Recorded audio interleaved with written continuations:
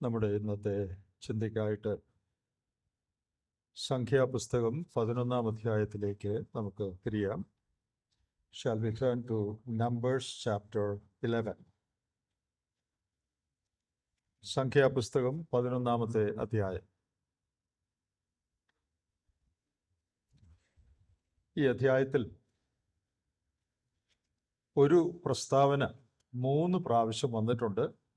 അതുമായിട്ട് ബന്ധപ്പെട്ടാണ് ചില കാര്യങ്ങൾ പറയാനായിട്ട് ഞാൻ ആഗ്രഹിക്കുന്നത്. അതിൻ്റെ 1-ാമത്തെ വാക്യത്തിൽ യഹോവയുടെ കോപം ജ്വലിച്ചു. The anger of the Lord was kindled. അതിൻ്റെ 10-ാം വാക്യം വേഴ്സ് 10, യഹോവയുടെ കോപം ഏറ്റവും ജ്വലിച്ചു. അതിൻ്റെ 33-ാം വാക്യത്തിൻ്റെ നടുവിലത്തെ ഭാഗം യഹോവയുടെ കോപം ജനത്തിൻ്റെ നേരെ ജ്വലിച്ചു. The anger of the Lord was kindled. 3 പ്രാവശ്യം ഈ ഒരു സ്റ്റേറ്റ്മെന്റ് ഈ 11-ാം അധ്യായത്തിൽ വന്നിട്ടുണ്ട്. കഴിഞ്ഞ ദിവസം ഈ ഭാഗം വായിക്കാനിടയായപ്പോൾ എന്തുകൊണ്ടാണ് ദൈവത്തിൻ്റെ കോപം ജ്വലിച്ചത് എന്ന് ചിന്തിക്കാനും അത് അല്പമായിട്ട് ധ്യാനിക്കാനും പഠിക്കാനും ഇടയായി. ആ ചിന്തകളാണ് ഇന്ന് നിങ്ങളോട് പറയണം എന്ന് ഞാൻ ആഗ്രഹിക്കുന്നത്. Why was the anger of the Lord kindled? Why was the Lord displeased? എന്തുകൊണ്ടാണ് യഹോവയ്ക്ക് അനിഷ്ടമായത്?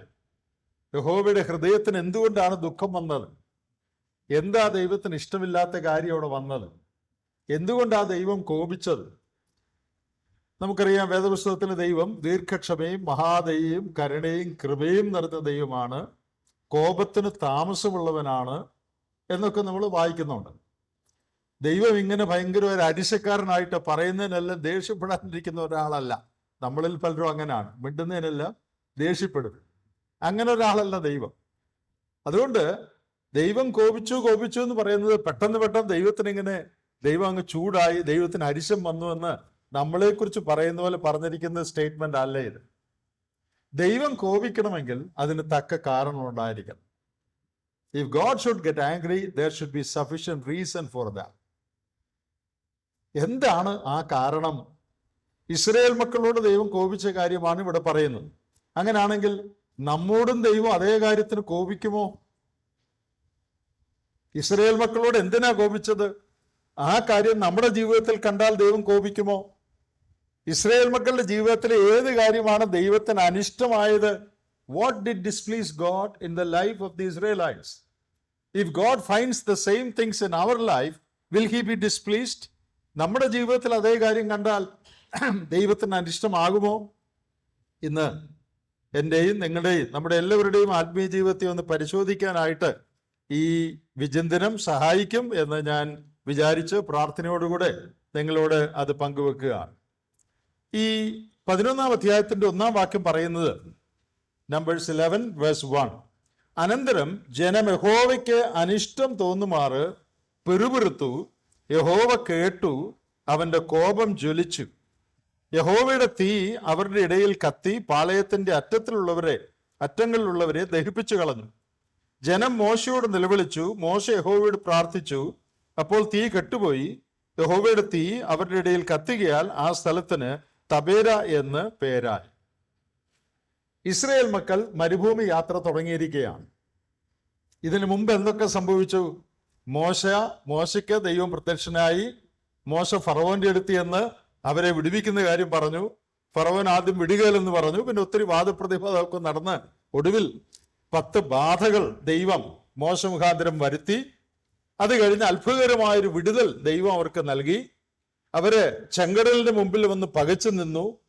ദൈവം അത്ഭുതകരമായി ലോക ചരിത്രത്തിൽ ഒരിക്കലും ഉണ്ടാകാത്തൊരു സംഭവം അന്ന് ഉണ്ടാകാൻ ദൈവം ഇടയാക്കി. ചെങ്കടൽ 2ആയിട്ട് വിഭജിച്ച് ഇസ്രായേൽ ജനം അതിൻ്റെ നടുവിൽ കൂടെ കടന്നുപോയി. അങ്ങനെ അവര് പിന്നീട് സീനായ് മലയുടെ സമീപത്ത് പുറപ്പാട് പുസ്തകം 19-ാം അധ്യായത്തിൽ വരുന്ന പോലെ ആ പർവ്വതം തീ കത്തുകയും പുക വരികയും ഭൂകമ്പം ഉണ്ടാകുകയും ചെയ്തു. അങ്ങനെ അത്ഭുതകരമായ അസാധാരണമായ പല സംഭവങ്ങൾക്ക് ഈ ഇസ്രായേൽ മക്കൾ സാക്ഷികളായതാണ്. ലോക ചരിത്രത്തിൽ വേറെ ഒരു ജാതിക്കും അനുഭവമാകാത്ത നിലയിലുള്ള മിറാക്കിൾസ്, അത്ഭുതങ്ങൾ ഈ ഇസ്രായേൽ മക്കൾ കാണുകയും അനുഭവിക്കുകയും ചെയ്തതാ. അങ്ങനെ അവരെ ദൈവം വിടുവിച്ച് മരുഭൂമി യാത്ര തുടങ്ങുക. സീനായി മലയിൽ നിന്ന് പുറപ്പെട്ടിട്ട് 3 ദിവസമേ ആയുള്ളൂ. അതവിടെ പ്രത്യേകം എടുത്തു പറയുന്നുണ്ട്. അതിന്റെ 10:33 അവർ യഹോവയുടെ പർവ്വതം വിട്ട് 3 ദിവസത്തെ വഴി പോയി. അപ്പോ അവരുടെ മരുഭൂ പ്രയാണം ചെങ്കടലൊക്കെ കടന്ന് അവരുടെ പ്രയാണം അവർ ആരംഭിക്കുക, കനാനിലേക്കുള്ള യാത്ര ആരംഭിക്കുകയാണ്. വലിയൊരു ഘോഷയാത്ര, 6 ലക്ഷം ആളുകൾ, പിന്നെ കന്നുകാലികൾ, അതൊക്കെ അങ്ങനെ ഒത്തിരി ഉണ്ട്. അവരുടെ യാത്ര ഇവർ ആരംഭിക്കുക. 3 ദിവസമേ ആയുള്ളൂ ഈ സീനായി പർവ്വതത്തിൽ നിന്ന് ഇവർ പുറപ്പെട്ടിട്ട്. അപ്പോൾ സംഭവിച്ച കാര്യമാണ് 11-ാം വാക്യത്തിൽ പറയുന്നത്. ജനം യഹോവയ്ക്ക് അനിഷ്ടം തോന്നുമാറ് പിറുപിറുത്തു. The people complained or മർമർഡ്.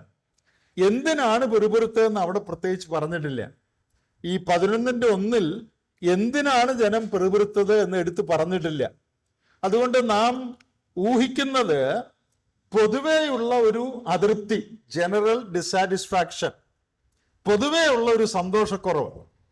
അവരുടെ യാത്രയെക്കുറിച്ചോ ഭക്ഷണം അതിനകത്തുണ്ടായിരിക്കും, അല്ലെങ്കിൽ മറ്റേതെങ്കിലുമൊക്കെ കാര്യത്തെക്കുറിച്ച് പൊതുവെയുള്ള അതൃപ്തി, സന്തോഷക്കുറവ്.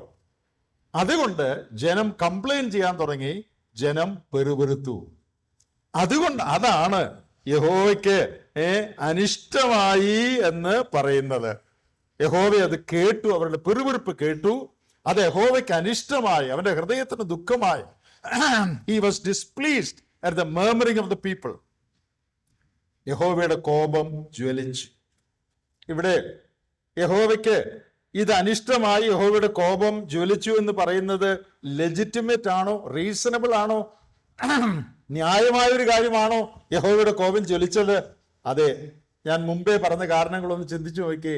എത്ര അത്ഭുതകരമായിട്ട് അടിമത്തത്തിൽ കിടന്ന് കഷ്ടപ്പെട്ട ഇവരെ ദൈവം എത്ര അത്ഭുതകരമായിട്ട് 10 ബാധകൾ, പിന്നീടുള്ള അനേക സംഭവങ്ങൾ, ചെങ്കടൽ പിളർന്നത്, സീനായി മലയിൽ വലിയ തീയും പുകയും ഭൂകമ്പവും അവർ കണ്ടത്, ഇതെല്ലാം കണ്ട് അവരെ നടത്തിക്കൊണ്ടുവരിക.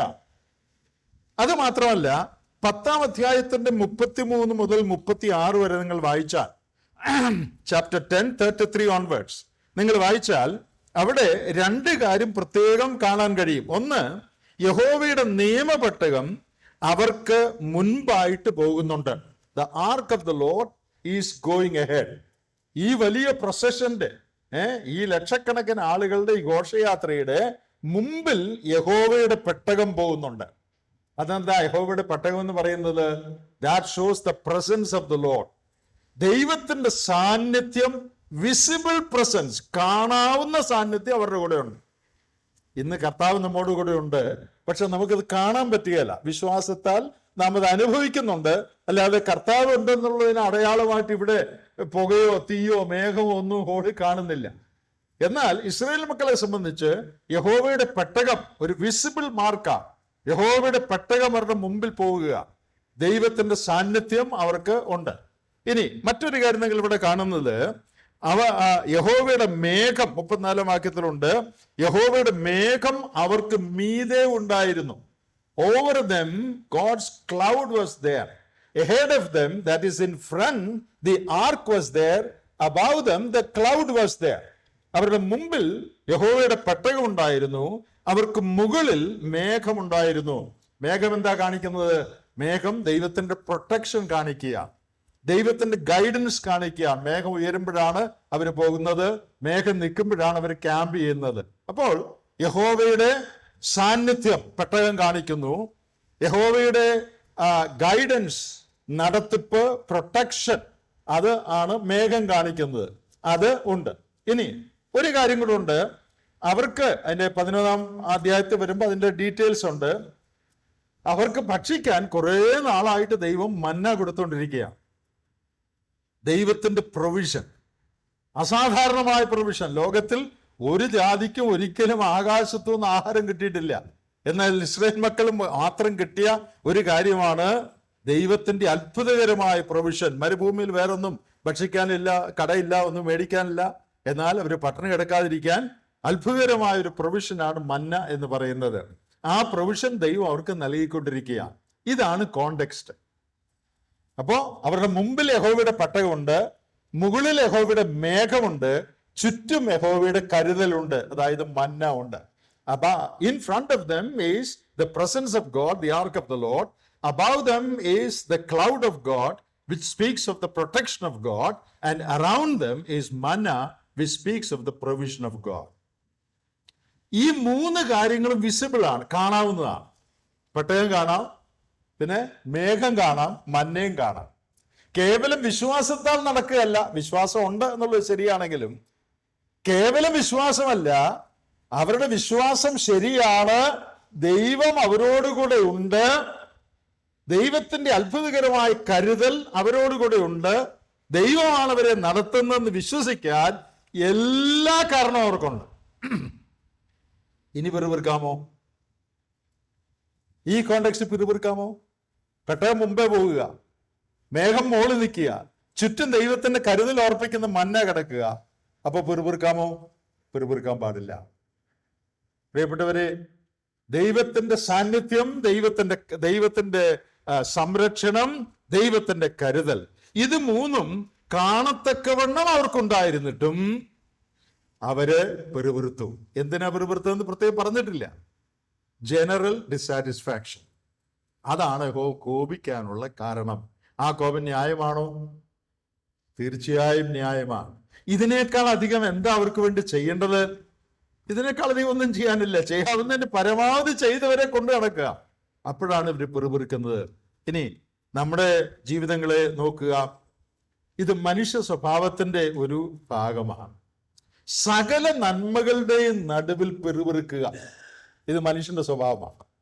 എല്ലാ നന്മയുണ്ടെങ്കിലും പിറുപിറുക്കുക. പണ്ടൊരിക്കൽ വാട്സാപ്പിലാണെന്ന് തോന്നുന്നു ഒരു പടം വന്നു. ഒരു ഇലയിൽ ഒരാൾ ഇരുന്ന് ഊണ് കഴിക്കുക, വലിയൊരു ഇല, ഒരു 100 കൂട്ടാൻ കാണുമായിരിക്കും. ഈ വെജിറ്റേറിയൻ ഊണ് പോലത്തെ ഊണാണ്.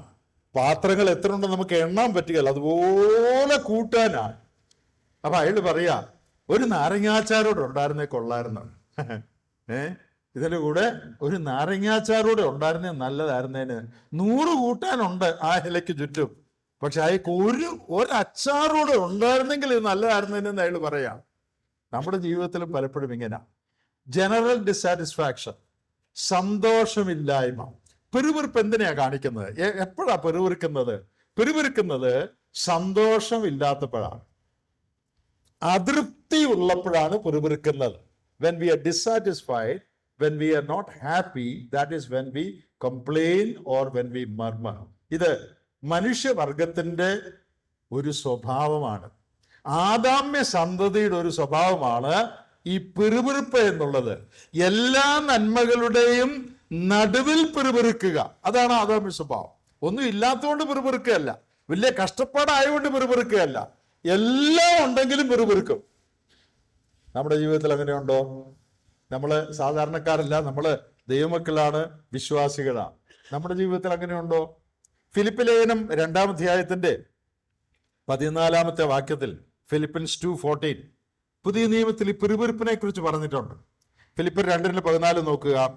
വക്രതയും കോട്ടവുമുള്ള തലമുറയുടെ നടുവിൽ നിങ്ങൾ അനന്യരും പരമാർത്ഥികളും ദൈവത്തിന്റെ നിഷ്കളങ്ക മക്കളും ആകേണ്ടതിന് എല്ലാം പിറുപിറുപ്പും വാദവും കൂടാതെ ചെയ്യുവീൻ. Do everything without murmuring and complaining or ഡിസ്പ്യൂട്ടിങ്.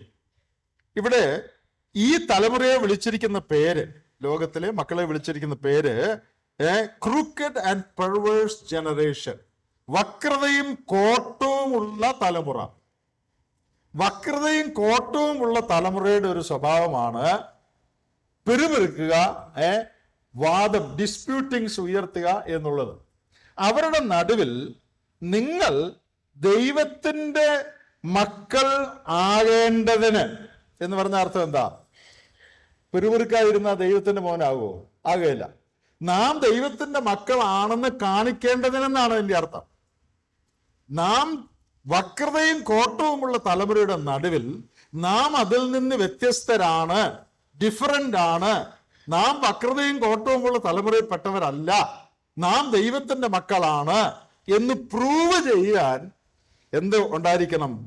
നമ്മൾ എല്ലാം പെറുപെറുപ്പും വാദവും കൂടാതെ ചെയ്യുന്നവരായിരിക്കണം. അപ്പോൾ വക്രതയും കോട്ടവുമുള്ള ജനത്തിന്റെ സ്വഭാവമാണ് പിറുപിറുക്കുക എന്നുള്ളത്. ദൈവമക്കൾ എന്നതിന്റെ തെളിവ് പിറുപിറുക്കുന്നില്ല എന്നുള്ളതാണ്. ലോകമക്കളാണെന്നുള്ളതിന്റെ തെളിവ് പിറുപിറുക്കുന്നു എന്നുള്ളതാണ്. ദൈവമക്കൾ എന്നുള്ളതിന്റെ തെളിവ് അവർ പിറുപിറുക്കുന്നില്ല എന്നാണ്. ഇവിടുത്തെ ഒരു പ്രയോഗം നിങ്ങൾ നോക്കിയേ. 14-ാം വാക്യത്തിൽ തലമുറയുടെ നടുവിൽ, 15-ാം വാക്യത്തിൽ അവരുടെ ഇടയിൽ. തലമുറയുടെ നടുവിൽ, അവരുടെ ഇടയിൽ. അവിടെയാണ് നമ്മൾ പിറുപിറുപ്പും വാദവും ഇല്ലാതെ ജീവിക്കേണ്ടത്. അങ്ങനെ ജീവിക്കുമ്പോൾ ജ്യോതിഷികളെ പോലെ പ്രകാശിക്കുന്നു. ജ്യോതിഷികളെ പോലെ ഈ ലോകത്തിൽ നാം പ്രകാശിക്കണമെങ്കിൽ വക്രതയും കോട്ടവുമുള്ള തലമുറയുടെ നടുവിൽ പിറുപിറുപ്പും വാദവും കൂടാതെ നാം ജീവിക്കുന്നവരായിരിക്കണം. ഇവിടെ പിറുപിറുപ്പ് എന്നുള്ളതിന്റെ ഓപ്പോസിറ്റ് എന്താ? കംപ്ലെയിൻ എന്നുള്ളതിന്റെ എതിർപദം എന്താ? എതിർപദം താങ്ക്സ് ഗിവിംഗ് ആണ്, നന്ദിയുള്ളവരായിരിക്കുക എന്നുള്ളതാണ്.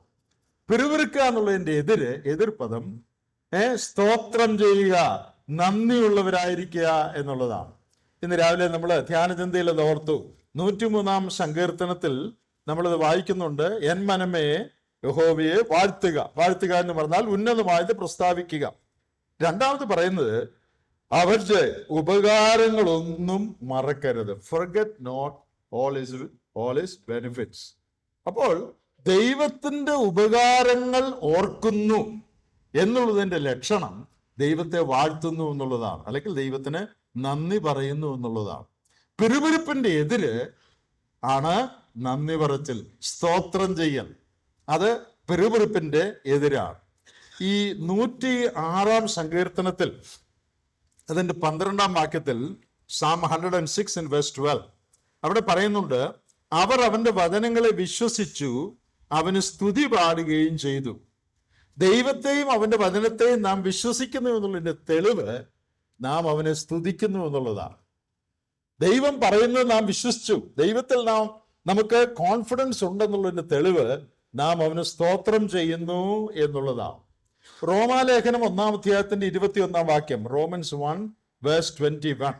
ഇവിടെ മനുഷ്യവർഗത്തിനെതിരെ ദൈവം ഒരു കേസ് ഫയൽ ചെയ്തിരിക്കുകയാണ്. ആ കേസിലെ കുറ്റാരോപണം എന്താണെന്ന് ഇവിടെ പറഞ്ഞിട്ടുണ്ട്. God has filed a case against humanity. എന്താണ് മനുഷ്യവർഗത്തിന്റെ തെറ്റ്? 1:21. അവർ ദൈവത്തെ അറിഞ്ഞിട്ടും അവനെ ദൈവമെന്ന് ഓർത്തുകയോ മഹത്വീകരിക്കുകയോ നന്ദി കാണിക്കുകയോ ചെയ്യാതെ തങ്ങളുടെ നിരൂപണങ്ങളിൽ വ്യർത്ഥരായി തീർന്നു. അപ്പോൾ ദൈവത്തെ ഓർത്ത് നന്ദി കാണിച്ചില്ല. മനുഷ്യവർഗത്തിനെതിരെ ദൈവത്തിന്റെ ഒരു ചാർജാണ്, കുറ്റമാണ്. പിറുപിറുപ്പിന്റെ എതിരാണ് നന്ദി കാണിക്കുക എന്നുള്ളത്. അപ്പോൾ നമ്മുടെ ജീവിതത്തിലും ഇവിടെ നാം പറഞ്ഞതുപോലെ ജനറൽ ഡിസാറ്റിസ്ഫാക്ഷൻ, സന്തോഷമില്ലായ്മ, തൃപ്തിയില്ലായ്മ നമുക്ക് വരാം.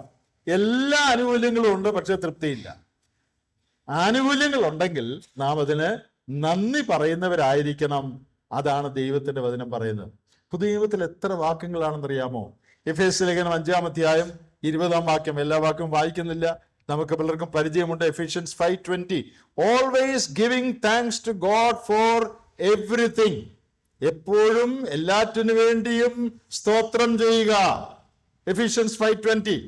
Then Colossians 3:15, കൊലോസ്യർ 3:15, അവിടെ ഇത് തന്നെ പറഞ്ഞിട്ടുണ്ട്, എല്ലാറ്റിനും സ്തോത്രം ചെയ്യണം. കൊലോസ്യർ 3:15. 1 തെസ്സലോനിക്കർ 5:18, 1 Thessalonians 5:18, in everything give thanks, എല്ലാറ്റിനും സ്തോത്രം ചെയ്യുവേൻ. എന്നിട്ട് അവിടെ ഒരു കാര്യം കൂടെ താഴെ പറഞ്ഞിട്ടുണ്ട്, ഇതല്ലോ നിങ്ങളെ കുറിച്ച് ക്രിസ്തുയേശുവിൽ ദൈവത്തിന്റെ ഇഷ്ടം. This is the will of god in Christ Jesus concerning you. അപ്പോൾ നമ്മെ എല്ലാവരെയും കുറിച്ചുള്ള ദൈവത്തിന്റെ ഇഷ്ടം നാം എല്ലാറ്റിനും നന്ദിയുള്ളവരും നന്ദി പറയുന്നവരും പിറുപിറുക്കാത്തവരും സന്തോഷമുള്ളവരുമായിരിക്കണം എന്നാണ്. ഫിലിപ്പി ലേഖനം 4-ാം അധ്യായത്തിൽ പൗലോസ് പറയുന്നുണ്ട്, എന്താ? 4:4 എല്ലാവർക്കും അറിയാം. Rejoice in the Lord always, again I say rejoice. കർത്താവിൽ എപ്പോഴും സന്തോഷിപ്പീൻ, സന്തോഷിപ്പീൻ എന്ന് ഞാൻ പിന്നെയും നിങ്ങളോട് പറയുന്നു. യോഹന്നാന്റെ സുവിശേഷം 15-ാം അധ്യായത്തിൽ കർത്താവ് ശിഷ്യന്മാരോട് പറയുമ്പോൾ പറയുന്ന ഒരു പ്രയോഗമുണ്ട് സന്തോഷത്തെക്കുറിച്ച്. യോഹന്നാൻ 15 പറയുകയാണ്, അതിന്റെ 11, John 15:11. എൻ്റെ സന്തോഷം നിങ്ങളിൽ ഇരിപ്പാനും നിങ്ങളുടെ സന്തോഷം പൂർണ്ണമാകുവാനും ഞാനിത് നിങ്ങളോട് സംസാരിച്ചിരിക്കുന്നു. My joy may be in you and that your joy may be full. കർത്താവ് പറയാണ്, I want your joy to be full. നിങ്ങളുടെ സന്തോഷം പൂർണ്ണമായിരിക്കണം. കർത്താവിലാണ് നമ്മുടെ സന്തോഷം. കാശുള്ളതുകൊണ്ടുള്ള സന്തോഷമല്ല, ആരോഗ്യമുള്ളതുകൊണ്ടുള്ള സന്തോഷമല്ല. കർത്താവിൽ സന്തോഷിപ്പേൻ. എനിക്ക് കർത്താവുണ്ട്. എനിക്ക് തിന്മയായിട്ട് കർത്താവ് ഒന്നും ചെയ്യുകയില്ല. എൻ്റെ നന്മയ്ക്കായിട്ടേ കർത്താവ് ചെയ്യുള്ളൂ. കർത്താവ് എന്നെ കരുതുന്നു, എന്നെ നടത്തുന്നു. അതിലുള്ള സന്തോഷം. എല്ലാ പരിസ്ഥിതിയിലും സന്തോഷമായിരിക്കുക എന്ന് പറഞ്ഞാൽ എപ്പോഴും ചിരിച്ചുകൊണ്ടിരിക്കുക എന്നല്ല. വേദനയും ദുഃഖവും ഒക്കെ വരുമ്പോൾ ചിരിച്ചുകൊണ്ടിരിക്കണം എന്നല്ല എൻ്റെ അർത്ഥം. സന്തോഷം ഹൃദയനിലയാണ്. പക്ഷെ അതിൻ്റെ എല്ലാം മധ്യത്തിൽ എൻ്റെ ഹൃദയം ദൈവത്തിൽ ആശ്രയിക്കുന്നു എന്നുള്ളത് കൊണ്ട് എനിക്ക് ദൈവമുണ്ട്, എന്നെ കരുതുകയും നടത്തുകയും ചെയ്യുന്ന ദൈവമുണ്ട് എന്നുള്ള ആ വസ്തുതയിൽ ശരണപ്പെട്ട് എൻ്റെ ഹൃദയം സ്ഥിരമായിരിക്കുകയാണ്. അതാണ് സന്തോഷം എന്ന് പറയാം. എന്തിനാ ഇതിവിടെ ദൈവം കോപിച്ചത്? സകല നന്മകളും നൽകിയിട്ടും കഴിഞ്ഞ കാലങ്ങളിൽ അത്ഭുതകരമായി നടത്തിയിട്ടും അവർക്ക് തൃപ്തിയില്ല, ഒരു സന്തോഷമില്ല. പ്രിയപ്പെട്ടവരെ, നമ്മൾ സന്തോഷമില്ലാതെ ജീവിക്കുന്നത്, നമ്മുടെ വാടിയ മോഹം കാണിക്കുന്നത് ദൈവത്തിന് മനപ്രയാസമാണ്. അത് നിങ്ങൾക്ക് അറിയാമോ?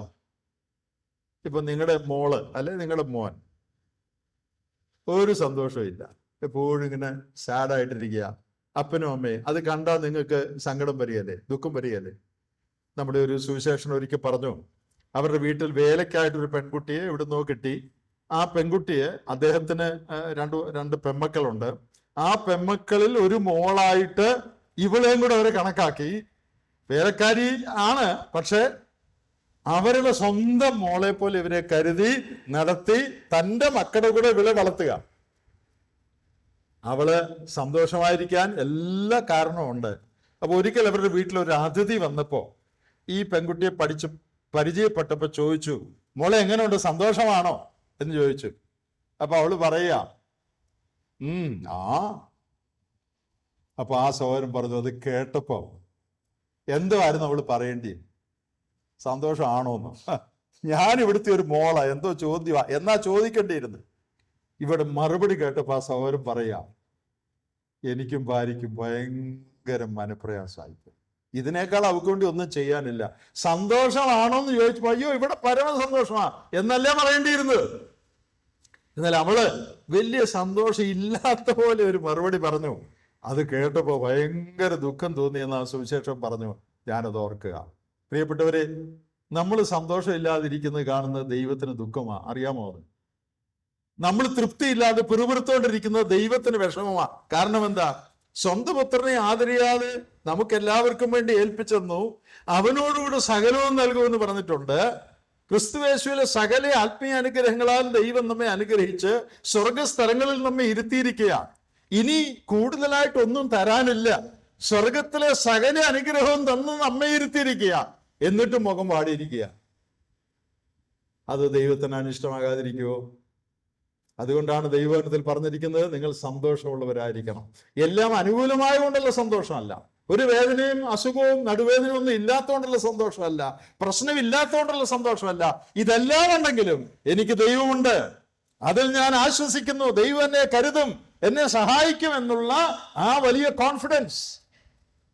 എനിക്കും അത് വേണം, നിങ്ങൾക്കും അത് വേണം. അതില്ലെങ്കിൽ അത് പിറുപിറുപ്പാണ്, അത് അതൃപ്തിയാണ്, ദൈവഹൃദയത്തിന് അത് ദുഃഖകരമാണ്. ആട്ടെ, അതിന് താഴോട്ട് നമ്മൾ വായിക്കുമ്പോ ദൈവത്തിന്റെ കോപം ജ്വലിച്ചു, പാളയത്തിന്റെ അറ്റങ്ങളിലുള്ളവരെ ദഹിപ്പിച്ചു കളഞ്ഞു. 11:1. ഇവിടെ തർജ്ജമയിൽ അല്പം വ്യത്യാസമുണ്ട്, ഭാഷകൾ തമ്മിൽ, ഭാഷാന്തരങ്ങൾ തമ്മിൽ. ഈ മലയാളം തർജ്ജമ വായിച്ചാൽ പാളയത്തിന്റെ അറ്റത്ത് താമസിക്കുന്ന കുറെ ആളുകള് ദഹിച്ചു പോയി എന്നാണ് മനസ്സിലാകുന്നത്. ഇംഗ്ലീഷിലെ ചില തർജ്ജമകളിലും അങ്ങനെയാണ്, എന്നാൽ പല തർജ്ജമകളിലും അങ്ങനെ അല്ല. പാളയത്തിന്റെ അറ്റത്ത് തീ, അറ്റത്തുള്ളത് ദഹിപ്പിച്ചു കളഞ്ഞു എന്നാ, ആളുകളെ ദഹിപ്പിച്ചു എന്നല്ല. അങ്ങനെയുള്ള തർജ്ജമയും ഉണ്ട് കേട്ടോ, രണ്ട് തർജ്ജമയും ഉണ്ട്. എന്നാൽ consumed some of the outskirts. That means he consumed some outskirt areas. പാളയത്തിന്റെ അറ്റത്തുള്ള ഭാഗത്ത് ഒരുപക്ഷെ ഇടിവെട്ടുകയോ മിന്നല് അയക്കുകയോ എന്തെങ്കിലും ചെയ്തായിരിക്കും. ആ പ്രദേശത്തെ അവൻ കൺസ്യൂം ചെയ്തു എന്നാണ് വേറൊരു ഭാഷാന്തരം. മലയാളത്തിലും മറ്റു ചില തർജ്ജമകളിലും അവിടെ വസിച്ചിരുന്ന ചില ആളുകളെ ദഹിപ്പിച്ചു എന്നാണ്. ഇതിൽ ഏതാണ് ശരിയെന്ന് പറയാൻ പ്രയാസമാണ്, കാരണം രണ്ടുമുണ്ട്. എന്നാൽ ഞാൻ വിചാരിക്കുന്നത് ആളുകളെ കൊന്ന കാര്യമല്ല, ആ ഭാഗത്ത് തീ കത്തി എന്നാണ് ഈ പറയുന്നതിന്റെ അർത്ഥമെന്നാണ് അങ്ങനെയുള്ള ചില തർജ്ജമകളിൽ നിന്ന് ഞാൻ വിചാരിക്കുന്നത്. ഏതായാലും രണ്ട് തർജ്ജമയുള്ളതുകൊണ്ട് ഏതാണ് എടുക്കേണ്ടത് എന്ന് പറയാനായിട്ട് നമുക്ക് സാധിക്കുകയില്ല. അതിൻ്റെ താഴെ അടുത്ത ഒരു സംഭവത്തിലേക്ക് നമ്മൾ വരിക. അതിൻ്റെ 4-ാം വാക്യത്തിൽ, അതിൻ്റെ 10-ാം വാക്യത്തിലാണ് വീണ്ടും യഹോവയുടെ കോപം ജ്വലിച്ചു എന്ന് പറയുന്നത്. അപ്പോ അവരുടെ general dissatisfaction and lack of Joy, അതിൽ യഹോവയുടെ കോപം ജ്വലിച്ചു. ഇനി രണ്ടാമത് 10-ാം വാക്യത്തിൽ ജനം കരയുകയും പരാതിപ്പെടുകയും ചെയ്യുക. അതെന്തിനാണെന്ന് നോക്കിയേ. അതിന്റെ 4-ാം വാക്യത്തിലുണ്ട്, ഈ ഇസ്രായേൽ മക്കളുടെ കൂട്ടത്തിൽ ഒരു സമ്മിശ്ര ജാതി പുറപ്പെട്ടു വന്നിട്ടുണ്ട്. പുറപ്പാട് പുസ്തകം 12:38 സമ്മിശ്ര ജാതിയെ കുറിച്ച് പറഞ്ഞിട്ടുണ്ട്. നമുക്ക് ഒരു വാക്ക് ഒന്ന് വായിച്ചു നോക്കാം. പുറപ്പാട് പുസ്തകം 12-ാം അധ്യായം അതിൻ്റെ 38-ാമത്തെ വാക്യം. പല ഭാഗത്ത് ഇവരെ കുറിച്ച് പറഞ്ഞിട്ടുണ്ട്. അത് ജസ്റ്റ് നമുക്കൊന്ന് വായിച്ചു നോക്കാം. 12:38 വലിയൊരു സമ്മിശ്ര പുരുഷാരവും ആടുകളും കന്നുകാലികളുമായി അനവധി മൃഗങ്ങളും അവരോടുകൂടെ പോന്നു.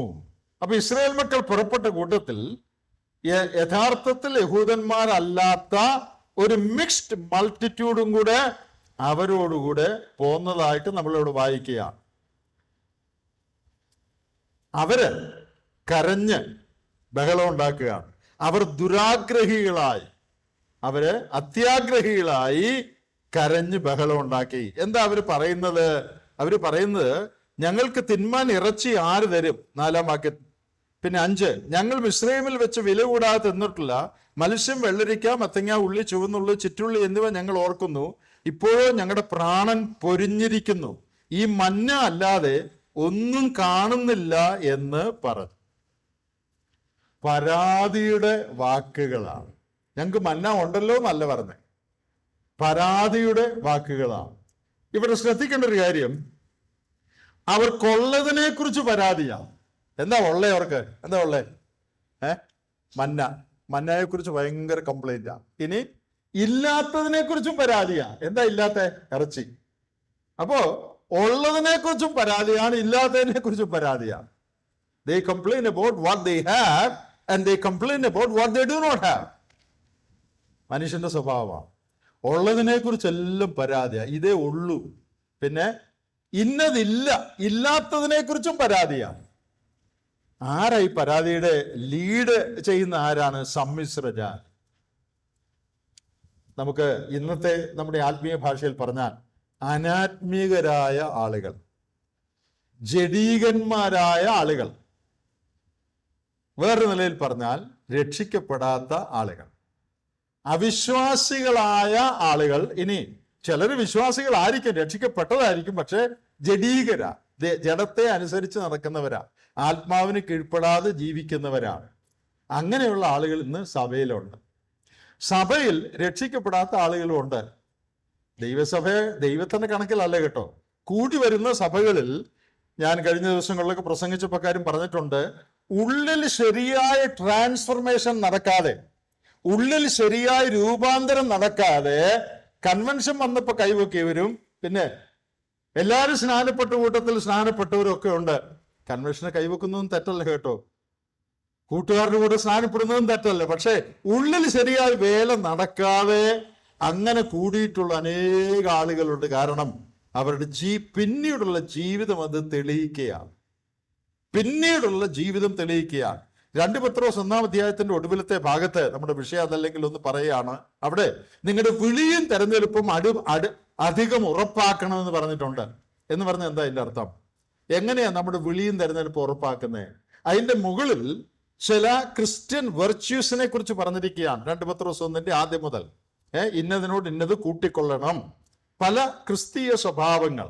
എന്നിട്ടാണ് പറയുന്നത് നിങ്ങളുടെ വിളിയും തെരഞ്ഞെടുപ്പും ഉറപ്പാക്കണമെന്ന്. എന്ന് പറഞ്ഞാൽ ഈ ക്രിസ്ത്യൻ വെർച്യൂസ്, ക്രിസ്തീയ ഗുണങ്ങൾ നിങ്ങളിൽ കാണപ്പെടുമ്പോൾ നിങ്ങൾ വിളിക്കപ്പെട്ടവരും തെരഞ്ഞെടുക്കപ്പെട്ടവരുമാണെന്ന് നിങ്ങൾക്ക് തന്നെ കൺഫർമേഷൻ കൊടുക്കുക. When you see these Christian virtues in your life, you confirm to yourself that you are chosen and you are called. ഞാൻ ദൈവമകനാണ്, ഞാൻ വിളിക്കപ്പെട്ടവനാണ് എന്ന് എനിക്ക് തന്നെ ഒരു കൺഫർമേഷൻ തരികയാണ്. എപ്പോ കൺഫർമേഷൻ തരികയാണ്? എന്റെ സ്വഭാവത്തിൽ മാറ്റം വന്നു, എന്റെ കാഴ്ചപ്പാടിൽ മാറ്റം വന്നു, ക്രിസ്തീയ സ്വഭാവങ്ങൾ, ഞാൻ പൂർണ്ണനാണെന്നുള്ള അർത്ഥത്തിലല്ല, ക്രിസ്തീയ താല്പര്യങ്ങൾ, ടെൻഡൻസീസ് എൻ്റെ ഉള്ളിലുണ്ട്. അത് കണ്ട് ഞാൻ കൺഫേം ചെയ്യാണ്. എന്താ കൺഫേം ചെയ്യുന്നത്? ഞാൻ ദൈവവേദലാണ്, ദൈവാത്മാവ് എൻ്റെ ഉള്ളിലുണ്ട്, അല്ലേ എനിക്ക് ഇങ്ങനെ ആയിരിക്കാൻ പറ്റത്തില്ല.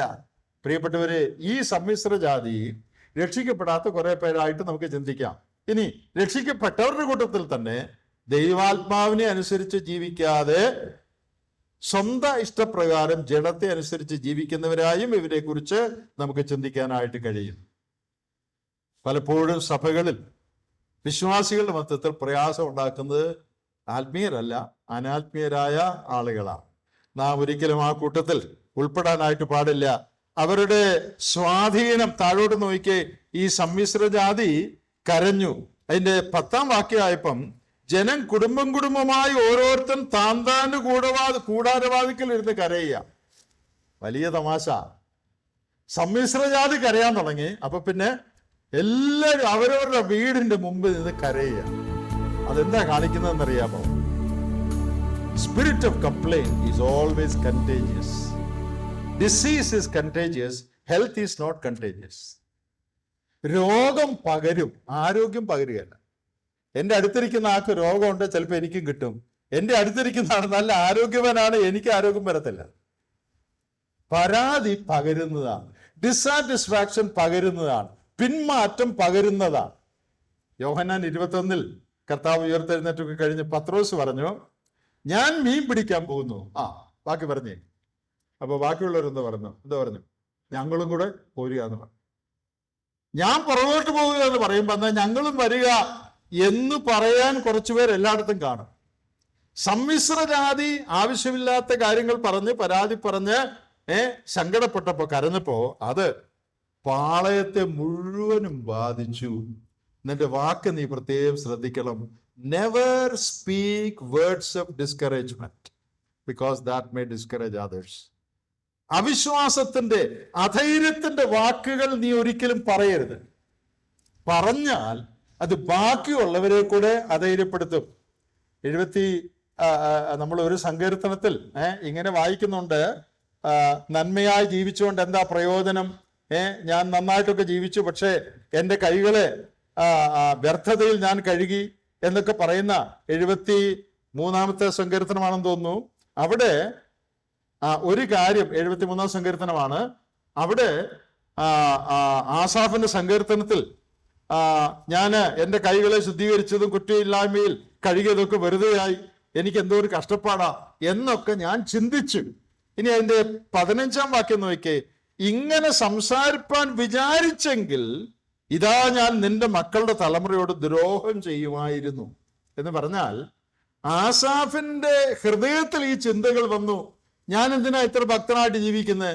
ആണ്ട് അഭക്തിയായിട്ട് ജീവിക്കുന്നവരെല്ലാം തടിച്ച് കൊഴുത്തുരുണ്ടിരിക്കുക.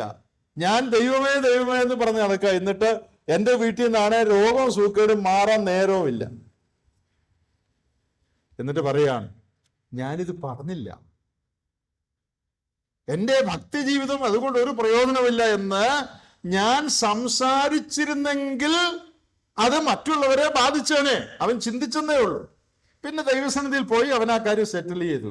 അപ്പോൾ അവിശ്വാസത്തിന്റെ വാക്കുകൾ, പരാതിയുടെ വാക്കുകൾ, ചിന്തകൾ ചിലപ്പോൾ നമ്മുടെ മനസ്സിലുണ്ടായാലും നമ്മളത് ദൈവവുമായിട്ട് സെറ്റിൽ ചെയ്യണം. അത് പറയല്ലേ. അത് പറഞ്ഞാൽ ബാക്കിയുള്ളവരെ കൂടെ അധൈര്യപ്പെടുത്താനായിട്ട് കാരണമായി തീരും. ആട്ടെ, ഇനി അവരുടെ കരച്ചിലിൽ അവർ പറയുന്ന കാര്യങ്ങളൊന്ന് കേട്ടെ. ഞങ്ങൾ മിസ്രൈമിൽ വെച്ച് വില കൂടാതെ തിന്നിട്ടുള്ള സാധനങ്ങൾ,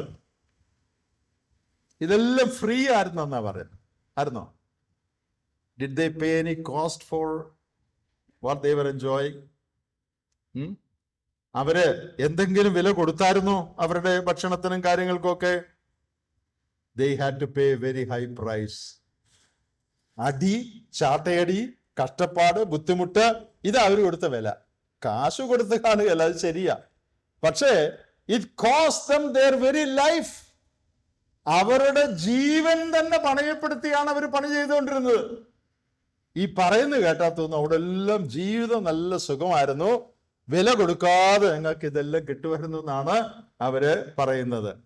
വില കൊടുക്കാതെ തിന്നിട്ടുള്ളതൊക്കെ എന്നിവ ഞങ്ങൾ ഓർക്കുന്നു. അവരുടെ മെമ്മറി പാർഷ്യൽ മെമ്മറിയാ, കുറച്ചേ അവർ ഓർക്കുന്നുള്ളൂ. എന്താ അവർ ഓർക്കാത്തെ? മിസ്രൈം ജീവിതത്തെ കുറിച്ച് അവർ മറന്നുപോയത് എന്താ, അല്ലെ പറയാത്തത് എന്താ? എന്താ ഓർക്കുന്നേ? ഉള്ളി തിന്നുമായിരുന്നു, വെളുത്തുള്ളി ഉണ്ടായിരുന്നു, മത്തങ്ങ ഉണ്ടായിരുന്നു, ഇതാ ഓർക്കുന്നേ. ഓർക്കാത്ത എന്താ?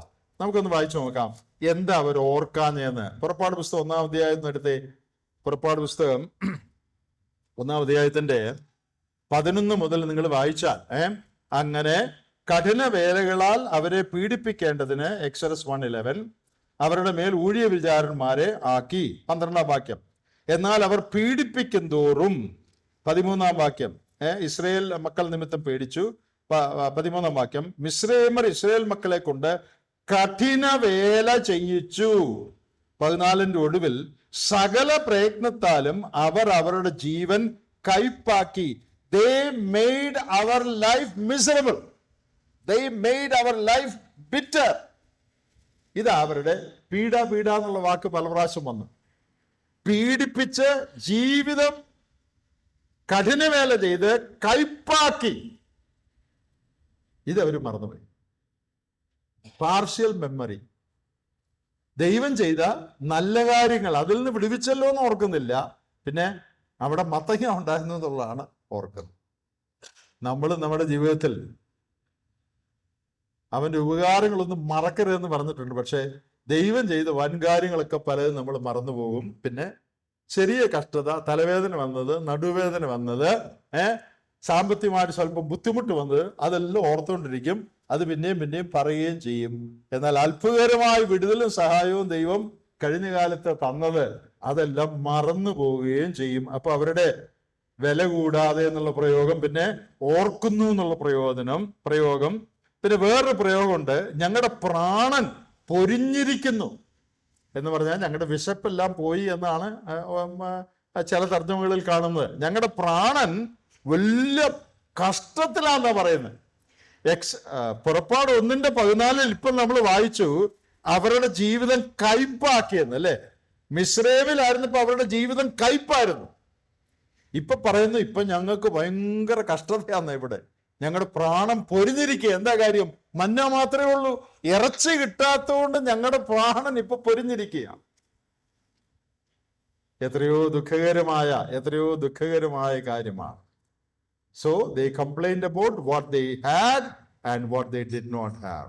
1 Corinthians 10-ാം അധ്യായത്തിൽ പൗലോസ് പറയുന്നുണ്ട്, അവർ ദുർമോഹികൾ ആയതുപോലെ നാം ആകാതിരിക്കേണ്ടതിന് തന്നെ അവരെ പോലെ നാം ദുർമോഹികൾ ആകരുത്. അവര് ഇറച്ചിക്ക് വേണ്ടി കരയുക. താഴോട്ടുള്ള മോശ അതിനെക്കുറിച്ച് സങ്കടപ്പെടുന്നതും പരാതിപ്പെടുന്നതും ഒക്കെയാണ് താഴെയുള്ള ഭാഗം. അതിനെക്കുറിച്ച് ഇപ്പോൾ ഞാനൊന്നും പറയുന്നില്ല. അതിന്റെ 18-ാം വാക്യത്തിൽ മിസ്രൈമിൽ ഞങ്ങൾക്ക് നന്നായിരുന്നുവെന്ന് നിങ്ങൾ പറഞ്ഞ് യഹോവ കേൾക്കെ കരഞ്ഞുവല്ലോ. പദം പറഞ്ഞ് കരയുക. കരയുമ്പോ എന്തോ പറഞ്ഞുകൊണ്ടാ കരയുന്നേ? മിസ്രൈമിൽ എന്ത് നല്ലതായിരുന്നു, അല്ലെ? ചാട്ടയടിയൊക്കെ എന്ത് നല്ലതായിരുന്നു. വൈക്കോല് തരാതെ ഇഷ്ടി ഉണ്ടാക്കണമെന്ന് എന്ത് നല്ല കാര്യമായിരുന്നു അതൊക്കെ, അല്ലെ? അത് പറഞ്ഞ ഇവർ കരയുന്നത്. ഇസ്രയേലിൽ ഞങ്ങൾക്ക് നന്നായിരുന്നു. താഴോട്ട് നമ്മൾ വായിച്ചു വരുമ്പോ അവര് ആഗ്രഹിച്ച പോലെ 1 മുതലുള്ള വാക്യങ്ങൾ നമ്മൾ വായിക്കുമ്പോൾ അവരാഗ്രഹിച്ച പോലെ ദൈവം അവർക്ക് ഇറച്ചി കൊടുക്കുന്നതിൻ്റെ ചിത്രമാണ്. അവർക്ക് ദൈവം അവരുടെ ആഗ്രഹം സാധിപ്പിക്കുകയാണ്. 33-ാമത്തെ വാക്യത്തിലുണ്ട്, അവർക്ക് അതിൻ്റെ മുകളിലത്തെ വാക്യങ്ങളുണ്ട്, ഇഷ്ടംപോലെ ഇറച്ചി, ഇഷ്ടംപോലെ കാടയെ ദൈവം അവർക്ക് നൽകി. അപ്പോ ഇറച്ചി വേണമെന്ന് പറഞ്ഞു, അവരുടെ ആഗ്രഹം ദൈവം സാധിപ്പിച്ചു. 106-ാം സങ്കീർത്തനത്തിന്റെ 15-ാം വാക്യം ഒന്ന് വായിച്ചു നോക്കണം. അത് വളരെ പ്രധാനപ്പെട്ടൊരു വാക്യമാണ്. Psalm 106 verse 15. അവർ അപേക്ഷിച്ചത് അവൻ അവർക്ക് കൊടുത്തു, എങ്കിലും അവരുടെ പ്രാണന് ക്ഷയം അയച്ചു. God granted them their desire, but sent leanness upon their soul. അവരപേക്ഷിച്ചത് കൊടുത്തു, പക്ഷേ പ്രാണന് ക്ഷയം അയച്ചു. അത് ഇവിടെ നമുക്ക് കാണാൻ പറ്റും. കാട വന്നു, ഒത്തിരി പറന്ന് അവരുടെ ചുറ്റും പറന്നു നിന്നു. 33-ാം വാക്യം. എന്നാൽ ഇറച്ചി അവരുടെ പല്ലിനിടയിൽ ഇരിക്കുമ്പോൾ അത് ചവച്ചിറക്കും മുമ്പേ തന്നെ യഹോവയുടെ കോപം ജനത്തിന് നേരെ ജ്വലിച്ചു. യഹോവ ജനത്തെ ഒരു മഹാബാധ കൊണ്ട് സംഹരിച്ചു. ഇറച്ചി വേണമെന്നുള്ളവരുടെ ആഗ്രഹം സാധിച്ചു. പക്ഷെ ആ കൂട്ടത്തിൽ എന്തുകൊണ്ട് നടന്നു? ഒരു മഹാസംഹാരമുണ്ടായി. ചില കമന്റേറ്റേഴ്സ് പറയുന്നത് ഈ കാട വഴി പകരുന്ന ഒരു രോഗം അവർക്ക് വന്നെന്നാണ്. നമുക്കറിയാമല്ലോ, ബാറ്റ് വഴി, വവ്വാൽ വഴി പകരുന്ന രോഗം, കോഴിപ്പനി, പക്ഷിപ്പനി എന്നൊക്കെ നമ്മൾ പത്രത്തിൽ വായിക്കാറുണ്ട്. ഇതങ്ങനെയാണോ നമുക്ക് അറിഞ്ഞുകൂടാ. എന്നാൽ ഒരു കമന്റേറ്റർ പറഞ്ഞിരിക്കുന്നത് കാടപ്പക്ഷി വഴി പകരുന്ന ഒരു രോഗം, ഇത്രയും കാട വന്ന് അടിഞ്ഞു, അതിനെല്ലാം ശാപ്പിടുക 3 പേരും. അപ്പൊ ഈ കാടപ്പക്ഷി വഴി പകരുന്ന ഒരു രോഗം അതാണോ എന്ന് അറിഞ്ഞുകൂടാ. ഒരു പക്ഷേ അതായിരിക്കാം. അത് ഒരു വലിയ പ്ലേഗ് വന്നെന്നാണ്. വലിയ ഒരു രോഗം അവർക്ക് വന്ന് ഒരു മഹാബാധ കൊണ്ട് അനേകർ മരിച്ചു. പ്രിയപ്പെട്ടവരെ, നമുക്ക് പഠിക്കാനായിട്ട് വളരെ പ്രധാനപ്പെട്ട ചില പാഠങ്ങൾ ഇവിടെയുണ്ട്. ദൈവം നമ്മുടെ ആഗ്രഹം നിർബന്ധം പിടിച്ചാൽ ദൈവം ചിലപ്പോൾ ആഗ്രഹം സാധിപ്പിക്കും. പക്ഷേ ആ ആഗ്രഹം നമ്മുടെ നന്മയ്ക്കായിരിക്കില്ല. ആ ആഗ്രഹത്തോടു കൂടെ വളരെ തിന്മയും വളരെ കഷ്ടപ്പാട് നമുക്ക് വന്നെന്ന് വരും. അപ്പോ ദൈവത്തിന്റെ ഹിതത്തിലല്ലാത്ത കാര്യങ്ങൾ ആഗ്രഹിക്കാനായിട്ട് പോകരുത്. ദൈവത്തിന്റെ ഹിതത്തിൽ അല്ലാത്ത കാര്യങ്ങൾ ആഗ്രഹിക്കാനായിട്ട് പോകരുത്. 78-ാം സങ്കീർത്തനത്തിന്റെ 19 മുതൽ 31 വരെയുള്ള വാക്യങ്ങൾ നിങ്ങൾ വായിച്ചാൽ അവിടെ ഈ വിവരണങ്ങൾ, ഈ കാര്യങ്ങളെല്ലാം പറഞ്ഞിട്ടുണ്ട്. പിന്നെ നിങ്ങൾ ഒന്ന് വായിച്ചു നോക്കിയാൽ മതി.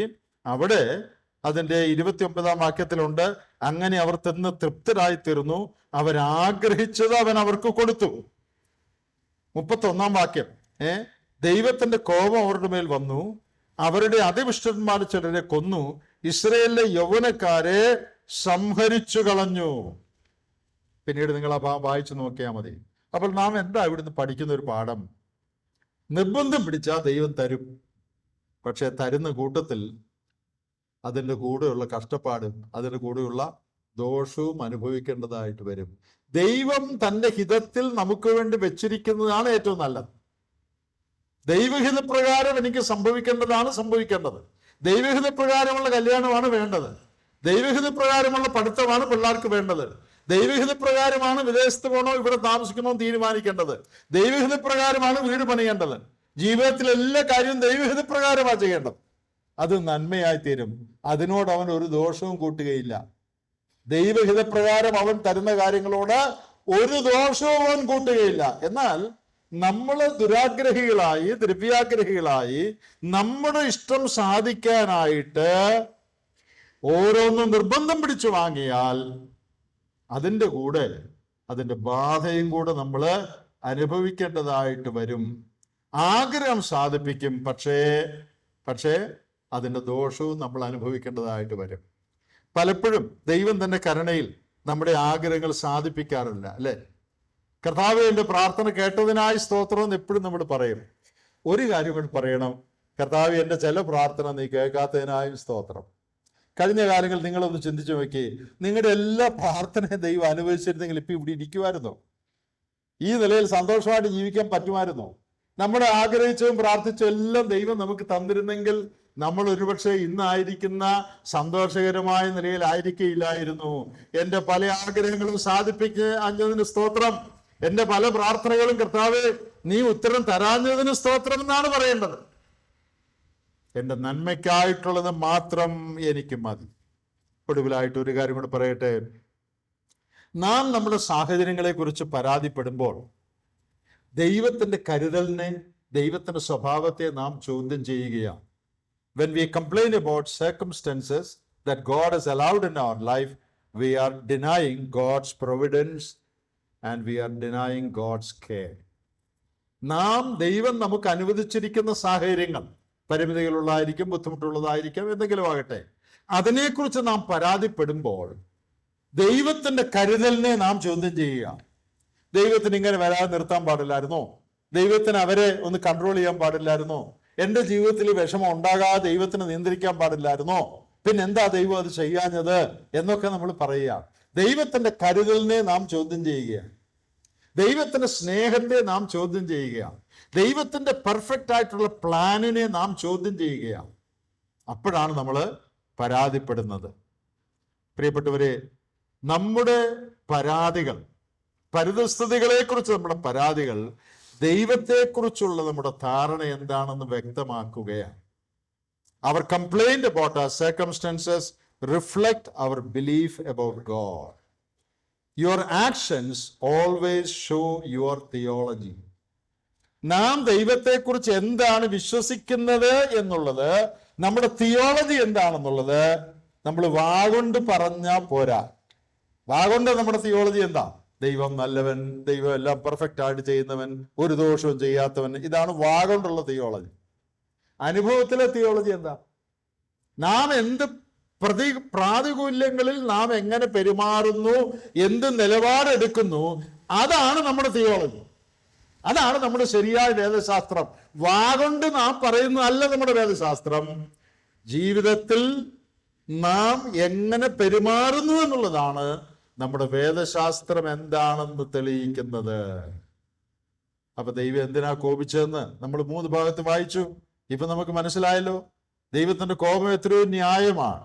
പ്രിയപ്പെട്ടവരെ, ദൈവത്തിന് അനിഷ്ടകരമായി ഒന്നും നമ്മുടെ ജീവിതത്തിൽ വരാതെ വണ്ണം, ദൈവം കോപിക്കുവാൻ അവസരം കൊടുക്കാതെ വണ്ണം, അവന്റെ കഴിഞ്ഞകാല നന്മകളെ മറക്കാതെ, ദൈവത്തിന്റെ കരുതലും അവന്റെ സാന്നിധ്യവും അവന്റെ നന്മകളും എപ്പോഴും ഓർത്ത് നന്ദിയുള്ളവരായി, വിനയമുള്ളവരായി, പെരുവെറുപ്പും വാദവുമില്ലാത്തവരായി, ദൈവം നമുക്ക് അനുഭവിച്ചിരിക്കുന്ന എല്ലാ സാഹചര്യങ്ങളും ദൈവത്തിന്റെ സർവജ്ഞാനത്തിൽ നന്മയ്ക്കായിട്ട് അനുവദിച്ചതാണ് എന്ന് വിശ്വസിച്ചുകൊണ്ട് ദൈവത്തിന് കീഴ്പ്പെട്ട് നമുക്ക് ജീവിക്കാം. ദൈവം നമ്മെ സഹായിക്കട്ടെ.